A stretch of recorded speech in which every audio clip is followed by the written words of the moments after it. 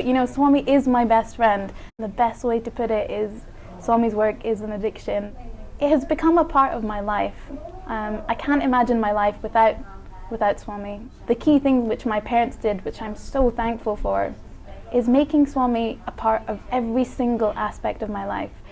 I don't get stressed before exams, or I don't think of things as difficulties, because I know that there's always one person who's going to be there for me. There is no doubt but that Sai Ram walks hand in hand with Sai Baba. Souljourns is finally able to post this beautiful interview with Sai Ram, a young medical student from Aberdeen, Scotland.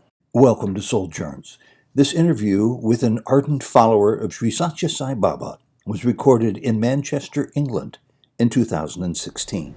So I think life is a really, really big roller coaster, and from a very young age I have kept Swami as my best friend, and anything that happens in life, I just know that he's the one person who's always there.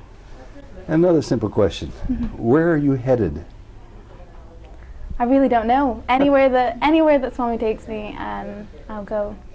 I mean, there are things that I would like to do, but then I find that in life, it's taken some time, but I found that there's no point in planning anything, because Swami will put things in place for you, and also give you the strength to do those things, even when you don't think you can. So. And an even easier question. Of course, I'm being facetious, you know that. This is not easy at all.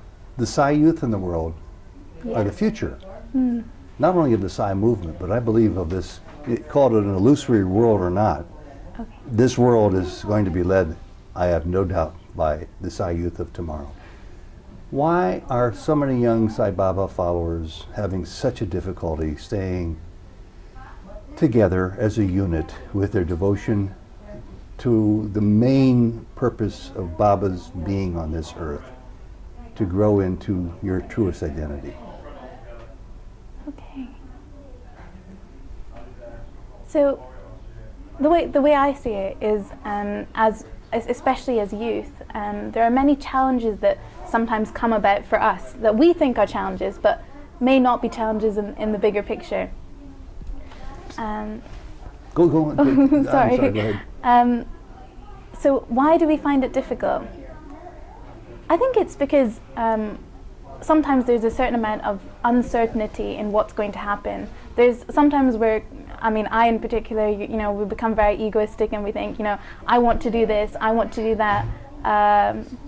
But actually, I think we sort of lose the bigger picture. We lose the fact that Swami has everything in place for us, and we shouldn't get agitated, or we shouldn't feel, you know, difficulty in staying in this fold, because only with that can we sort of come past all these obstacles in life. It's a little unfair of me to ask you that, but I go around from different centers in America, and I'm not sure if the same is true here or not.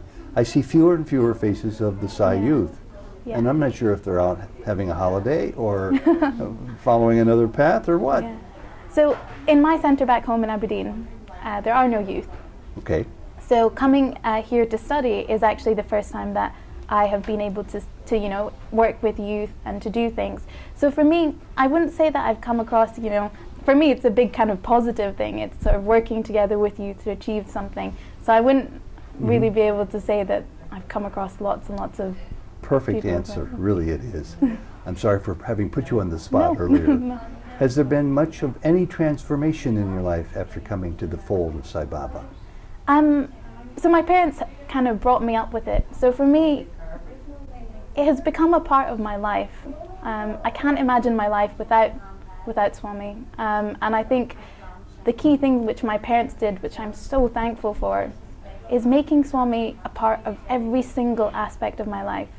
My mum at a young age sort of drilled into me, you know, why do you keep saying thank you Swami for this, or thank you Swami for that? Why are you not saying, you know, thank you for the difficulties as well, not only the positive things that happen? Oh, your mom thinks as I do. And then it became a habit. So now it's a case of, you know, I don't get stressed before exams, or I don't think of things as difficulties, because I know that there's always one person who's going to be there for me. And you know, I'll be very truthful, and sometimes I sort of criticize myself and think, why am I like, if I'm really agitated, I'll start sort of almost having a conversation mentally with Swami and thinking, maybe I'm being a bit mean, like why am I taking out my frustrations on you? But you know, Swami is my best friend, and just as I would talk to my best friend if I was in trouble, I do the same with Swami. Boy, that's good. You're sort of paying your debt up front by saying, Swami, I know you're going to be with me, so I'm not going to worry about what I'm walking into. It'll all be taken care of. That's a great outlook, actually. Yeah. I wish we all had a chance to think of it that clearly. It would be a lot less pressure in the world for many of us, I think. Last couple of comments are yours. What would you like to say about your experience with Baba so far as a young person going into medical school, going into the medical profession? You got the world before you on many levels. It'll be very distracting. Will you find time to keep Baba in your life, your spiritual path alive? I think the best way to put it is Swami's work is an addiction, and I think the truth is I probably do. I focus a lot more on Swami than I do on a lot of other things, and most of the time everything else just sorts itself out. So I think for me, Sai work is life. And everything else just comes around that. And I point out quickly, because I always like to hear this, so I'll just say it myself to pick up with where you just left off.